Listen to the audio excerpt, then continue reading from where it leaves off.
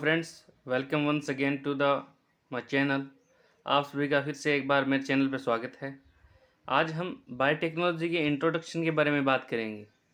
Biotechnology क्या है, इसका हिस्टोरिकल बैकग्राउंड क्या रहा है, कैसे कैसे इसमें डेवलपमेंट हुआ, कैसे कैसे इसमें डिस्कवरीज हुई हैं। तो चलिए आज का टॉपिक शुरू करते हैं, बायोटेक्नोलॉजी एंड इंट्रोडक्शन।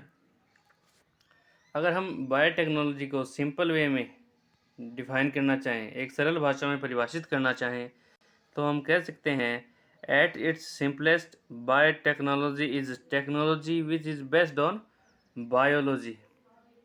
यानी बायोलॉजी एक ऐसी टेक्नोलॉजी बायोटेक्नोलॉजी एक ऐसी टेक्नोलॉजी है जो कि बायोलॉजी के ऊपर बेस्ड है। इसके बाद biotechnology is not a pure science but A collective form of biology plus technology.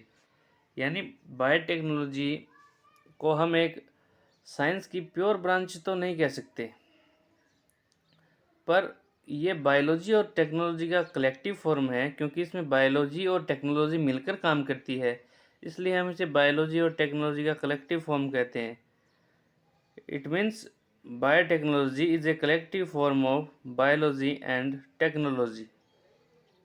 इसके बाद the aim of biotechnology is use of biological processes, patterns and system for the welfare of human and other living beings। यानी जो biotechnology है उसका उद्देश्य biological processes, patterns और system को human और जो अदर लिविंग बींग्स हैं उनके वेलफेयर के अंदर यूज करना है।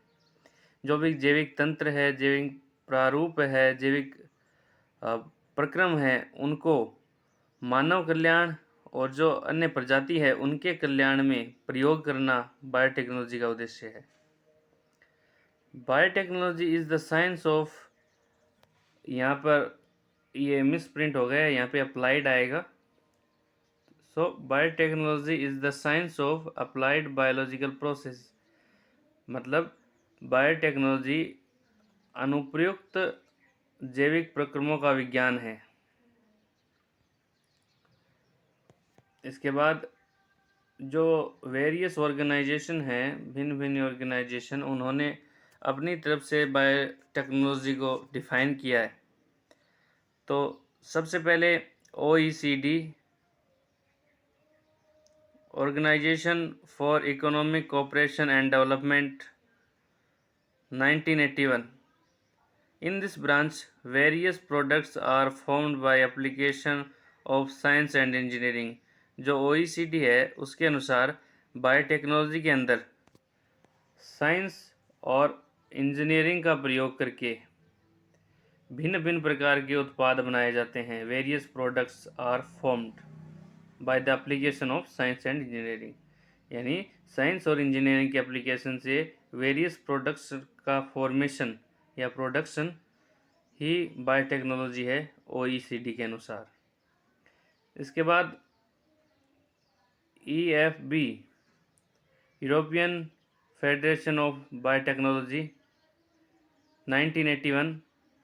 इसके अनुसार क्या है, the application of microbiology, biochemistry, engineering science on microbes to yield various products.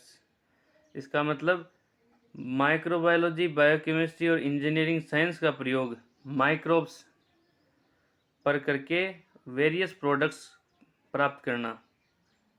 जो माइक्रोबायोलॉजी है, बायोकेमिस्ट्री है और इंजीनियरिंग साइंस है, उनका प्रयोग माइक्रोब्स, सूक्ष्म जीवाणुओं पर करके भिन्न भिन्न प्रकार के उत्पाद प्राप्त करना ही बायोटेक्नोलॉजी है EFB के अनुसार।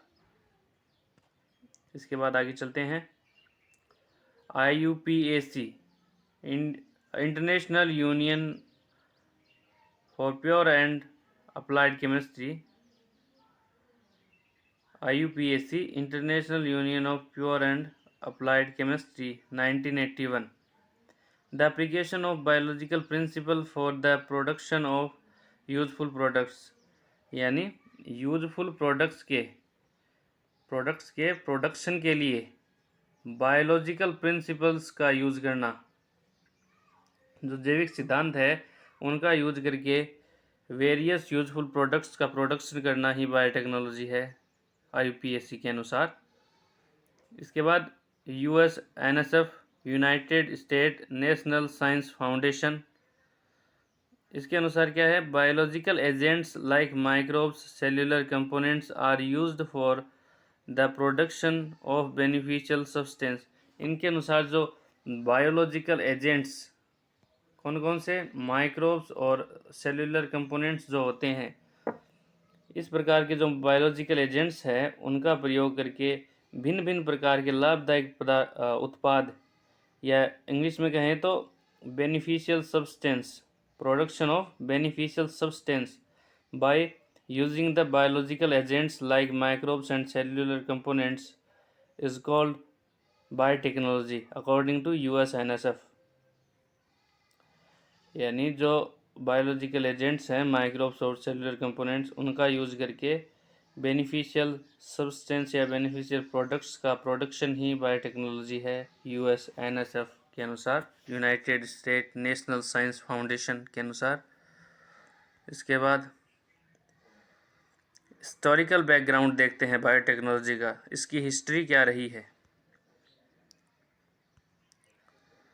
सबसे पहले Sumerian culture was expert in wine production.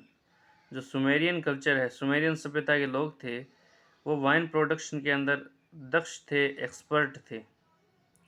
इसके बाद 6000 BC ब्रेड वॉज डिस्कवर्ड, यानी 6000 ईसा पूर्व ब्रेड की खोज हो चुकी थी।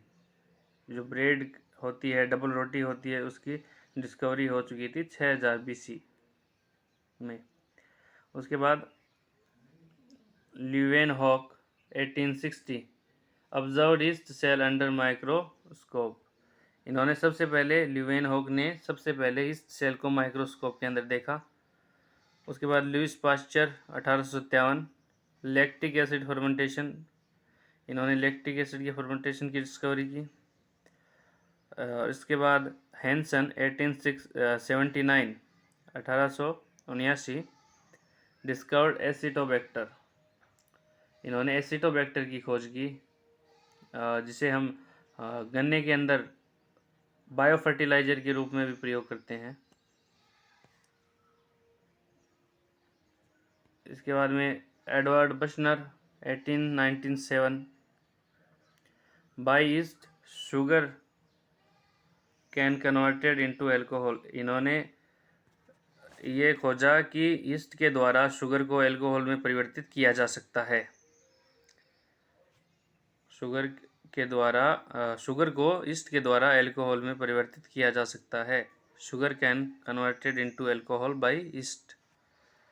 इसके बाद 19th सेंचुरी है, उसके अंदर वेस्ट वाटर ट्रीटमेंट कैसे किया जाता है उसकी खोज हुई।